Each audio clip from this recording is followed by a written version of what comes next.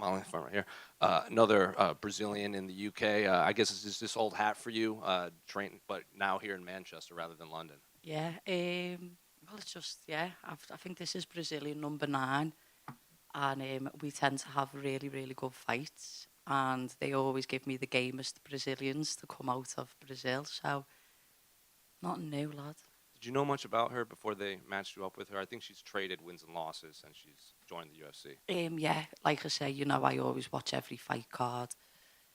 She fought my friend Shauna Bannon last year, and I remember we had not a bit of an altercation in the changing room, but I went in to train, and a corner team asked me to leave because I'm Shauna's friend. So we did, and she got the win, and I really wanted to fight her, and I think she wanted to fight me too. Did you ask for this fight, or did the UFC kind of know that this was going to be the path? I'm not like making it out to be something more than it was, but it's a fight that interested me because she's game. She's got different facets to her that I'll have to figure out when I'm in there. Do you know what I mean? Mhm. And how's life been for you since your last fight? Because obviously fighting in London is one thing, but you and Paddy are going to be, and Tom are going to be massive stars here. Hmm. In Manchester, you've had the show that's obviously been well received. So just what's life been like, just even outside of fighting? Do you remember when it kicked in for me and Paddy the first time and the rocket kind of went poof? It's kind of been quite similar. This time, I've known how to handle it. The first time, I kind of little ADHD kid got caught in the lights, all the great stuff that came with the fame, and then had to pay the price with all the negative stuff as well. And I feel like now I'm in a space in my life where I'm very content with who I am, mentally, spiritually, physically, fight IQ wise. I've grown up, so it's a lot easier to take. It's still not easy. It still requires a lot. You do have to kind of be a different kind of person when you're walking out on the street and you're going into social situations that can still be quite tough. But it's a blessed stress to be living this life that we're doing. And if you could have asked me at UFC Liverpool a couple of years ago when I got absolutely filled in by Gillian Robertson and I looked fat, white, dark hair, proper wrinkles everywhere, chipped teeth, if you could say in 6 or 7 years, Molly McCann's going to be fighting in Manchester with her best friend, with all these amazing things that would happen, I'd say shut up. Do you know what I mean? So I'm very, very happy. You said you're kind of treating this kind of rocket, like you said, a little differently from the first one. Was that a conversation you had with yourself before? Like, if this happens to me again, I'm going to treat it differently, or did something happen this time that made you rethink it? I think just my mental well-being was so damaged after, just before I fought Erin Blanchfield. It was like so much to take in, and I just had extreme burnout. And obviously, like you know, I went to a bit of therapy to try and work through that kind of thing. And I realised like what the triggers are if you're going to start going that way again. So I just know myself more to be like, if I'm starting to feel like that, reacting this way, take yourself out of that situation and not give so much to everyone. And especially something like this whole week, I'm very calm and relaxed. I'm saving the magic for Saturday or Sunday morning. Does the weight cut to 125 have to do with that too? Because you kind of have to be dialed in a lot more for those 10 extra pounds rather than bantamweight. Flyweight, strawweight, all the weights. Yeah, I would always say to you guys, like I give everything that I could with every single fight, and to make this weight, I found something else, and I feel like you're just a bit more primal. Like I'm more alert, I'm more concise, I'm more to the point. I'm probably fuming a lot more because I'm a little bit more hungry, but yeah, it just makes you a lot more calmer. I think I'm ready for the job at hand. And there's one that unrelated to this fight. I don't know if you saw, but on November 1st, there's going to be some new rule changes. They're going to allow the 12 to 6 elbows, Hmm. and they've redefined what a grounded opponent is Hmm. in the octagon. I'm curious, did you know about that, and what do you make of these new rules? Yeah, I seen that last night actually. Me and Paddy was watching the telly and it came up on our phone, and I'm all game for it. I want soccer kicks to the head. I'd have a good go at it all, you know me. Do you know what I mean? Even if they said we'll take the gloves off, yeah, do bare knuckle MMA, I'd have a good go. So yeah, I'm game. Well, earlier today, Paddy did an interview and he said a few weeks ago he wasn't really mentally in this fight and his coaches were thinking about pulling him out, and then he sort of turned it around. Could you feel that a few weeks ago with him? Personally, this is the hardest fight camp me and Patrick have had outside of our professional career. Just personally, losses and grievances that we've had to go through is took a lot. And all I know, when the pressure's on, we know how to pull it out the bag. And I wouldn't say his performance was in any kind of, oh, he's not good enough there, or anything. That was never in question. It was just more, can you cope with what's just happened, as well as having 2 kids, as well as having the pressure of this fight? Molly, can you cope with what you're going through? Is this okay? Blah, blah, blah. And we have honest conversations in our gym. And he's just honest enough to bear that with the media. So nothing but respect for him. We know you guys are fighters, right? But when you have to deal with the outer cage stuff as well, and you have to go through a camp, it's not happening to you out like when you're not preparing for a fight. It's happening to you at the worst possible time. Mm-hmm. Do you at least take something from it that you know, like, wow, I could still do this, I can still survive this, and I can still get in there and fight on Saturday, and like that proves something to you that you can't really be broken at all? Yeah, I think I said something with TNT Sports, like, I had the worst start of camp that I could probably ever have, in terms of what went on in my personal life. And I just remember, like, I hadn't slept or eaten in a few days because I was just really grieving. And I come in the gym, went 5-5s with Chanel Dyer on no sleep, crying in between the rounds because I was just in bits. And I got it done. And I was like, oh my fucking God, like, I have got that dog in me, do you know what I mean? And I've seen the same with Patrick. So life can't break us, the weight cut can't break us, the trolls can't break us, do you know what I mean? Sometimes I might lose in the cage, but even that doesn't break me. I mean, I don't want to get too invasive here, and I'm aware of some of the stuff you guys have had to deal with, but are you okay now? Are you happier now? Look at this face. Look at this hair and these teeth. I'm all good, mate. It's just, life is life. And people go through losses, and it's just about grieving them losses and pushing through. And I think probably the best thing for me was to be in a fight camp, because maybe old Molly might have ended up down the pub, or probably just trying to run away from the pain. But I was sat in my house with my 2 dogs, having to go through it all on my own. And I swear to God, you will see the best me on Saturday night. When you look back at your appearance for your debut compared to Molly McCann we see today, do you wish you could have given us some advice on how to freshen up a little bit? Yeah, Molly McCann. I am where I'm supposed to be. God and the universe has put me where I'm supposed to be at the right time. And was I ready for this then? No, I weren't. What, did I have the fight IQ for this weight and this part of my career and life? No, I weren't. You have seen me grow up in front of you all, for the good and for the bad, and I've learned from my mistakes, and I'm happy with where I am. And it shows to people that you can be a normal person, and you can have the highest highs, and you can have the lowest lows, and no matter what, you can keep on moving forward, and anything is possible. Just 2 more here. Is anyone else allowed to speak, or is it just you 2? Just us 2 for now. Just 2 quick ones.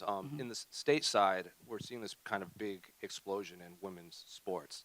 Obviously, WNBA. yes, that's where I was going. Obviously, Angel UFC. Reese, let's go. Have you kind of seen that translate over into now more interest in women's MMA? Because obviously you guys have kind of been on the forefront of like sports in general with the men, but within the last 6-7 months, it's kind of taken to another level stateside. Yeah, do you know what? A couple of years ago, when we had that mad night in London, and I won, and then I feel like Katie Taylor beat Amanda Serrano, and then England won the Euros in the football/soccer for you Americans, and then March Madness happened, and then Caitlin Clark and Angel Reese, and it's just like women in sport are starting to really get the respect they deserve, and it's good to see. It's positive. It's nice to see that men can bring. What I've noticed, I obviously support Everton Football Club. I'll go and watch the women, and you see dads who get the kids on a weekend, or full-time dads take the kids to the match because it's something that they can do with their sons or their daughters. So it's nice to see that the vibe's a little bit different at a female sport event. It's a bit more empowering and a little bit less negative. So it's great to see, and It's nice to see the girls getting paid. And last one, can I get your thoughts on the main and co-main for Sunday morning? I think I'm not disrespecting either fight and all the fighters, but I would love to see Leon win TKO. Sorry, Bilal, but he's our boy. And I think Tom and Curtis, it's going to be a finish. I don't think it's going to 5. And I think Tom is probably going to get a submission win. Well, I just want to ask you about the TV show you recently did. You put yourself out there. It can go either way sometimes when you do that. What the reception been like since it's aired? Like, in all honesty, since my fight in February, I haven't received much hate in my life, which is quite mad. I think I've been as vulnerable as I can be to the world, and it's paid me back tenfold. I think people have just seen me a little bit more of the authentic me, as opposed to the sound clips, the sound bites that the media will put up of, like me drunk or eating with Paddy somewhere, do you know what I mean? But the city's really got behind us. I think we've made the city really fucking proud. And I'd like to say the rest of the country as well. It's boss to make where you're from proud and put them on notice, do you know what I mean? Absolutely. And just one more from me. You're settling into a new division now. When you're looking up the rankings, you're looking at the champion and the challengers. What do you make of your new home? I'm not looking past Bruna Brasil. Molly, you mentioned about the highest highs and lowest of lows, and when we look back at that first half of 2022, those back-to-back spinning back elbows, it was an absolutely amazing time for you. And then after that, what you've overcome since then has been incredible, and starting the year off with a bang back in the win column. Can you talk about how much you've grown as an athlete and as a person due to those circumstances?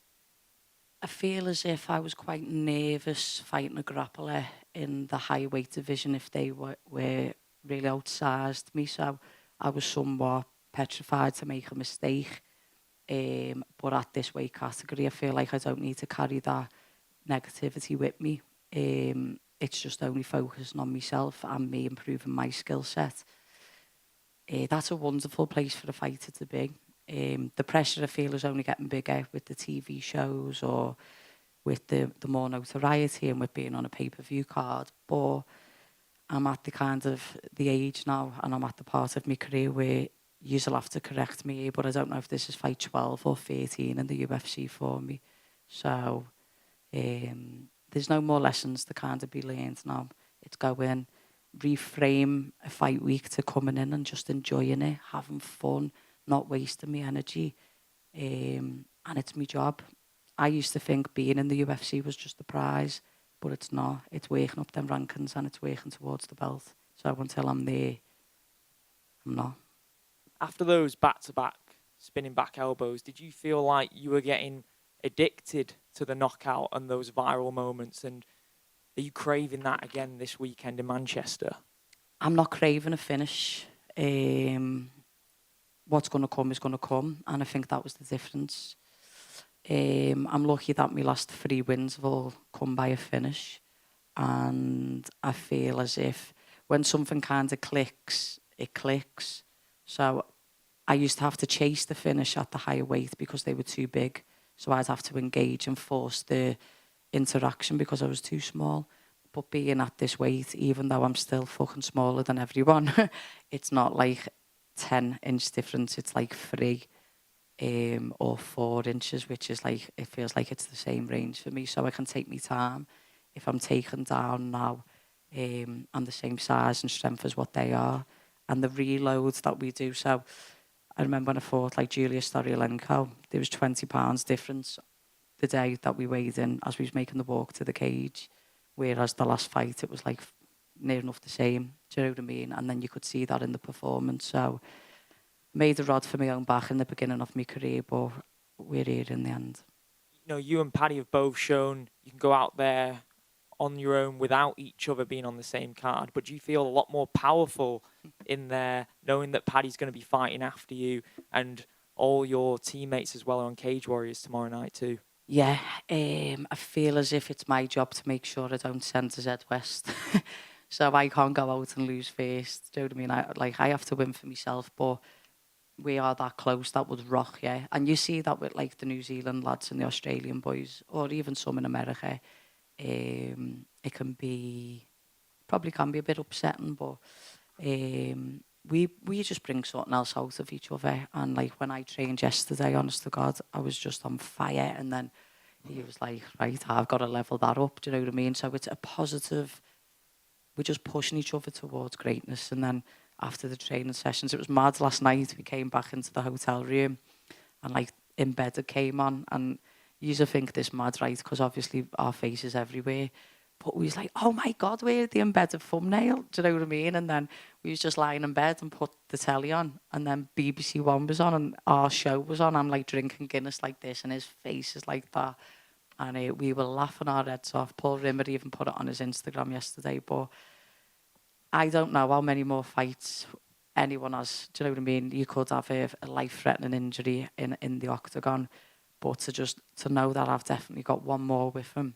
And it's in the Northwest. And we're getting to do it together at the most content and the highest level that we can be.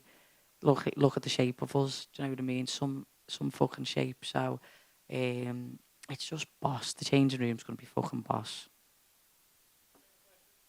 Molly, It best be good, lad. when it comes to Saturday, Sunday night, how do you plan to tackle Saturday? Are you planning to sleep all day and get up fighting fit, or how do you plan, or just lots of coffee?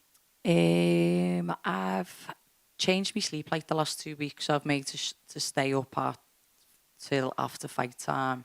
We've been doing like acclimation work to make sure that we're staying awake and we're working through. The body's going to do what the body's going to do on Saturday. If I want to rest and sleep, then I'm going to do that. Before we go to the arena, I'll probably have an all black everything drink from Applied Nutrition and then just go and handle shit, lad. Thank you. Thanks everyone. Have a nice day.